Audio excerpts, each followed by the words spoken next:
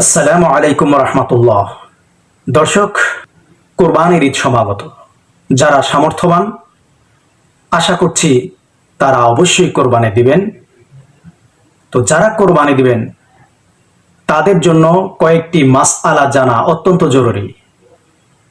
যেসব পশু দিয়ে কোরবানি করলে কোরবানি আল্লাহ তাআলা কবুল করবেন না, কোরবানি বিশুদ্ধ হবে না, এই মাসালাটা অবশ্যই আমাদের জানা প্রয়োজন, তাই নয় কি? তাহলে আসুন জেনে নিই কি ধরনের পশু দিয়ে কোরবানি করলে কোরবানি সহি শুদ্ধ হবে না। আল্লাহ রাসূল সাল্লাল্লাহু আলাইহি সাল্লাম তার হাদিস থেকে স্বীকৃত এবং প্রমাণিত, তিনি বলেছেন 4 ধরনের পশু দিয়ে কোরবানি করলে কোরবানি হবে না। 1 নাম্বার হচ্ছে অন্ধ।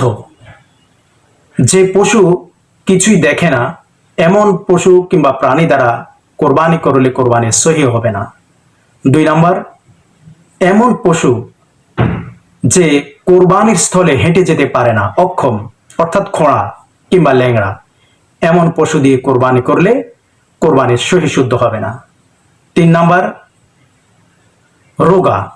যে পশু এত রুগ্ন যে এটা হাঁটাচলা করতেই পারে না, এমন পশু দিয়ে কোরবানি করলেও কোরবানি হবে না।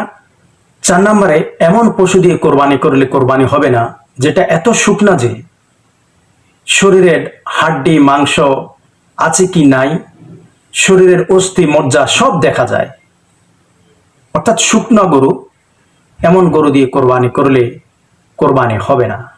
আর হ্যাঁ, এমন পশু দিয়ে কোরবানি করলেও কোরবানি হবে না যেটা এখনো বয়সে পরিপূর্ণতা অর্জন করেনি, অর্থাৎ ছাগল কিংবা বকরি হলে 1 বছর পূর্ণ হতে হবে, আর গরু হলে অন্তত পক্ষে 2 বছর পূর্ণ হতে হবে।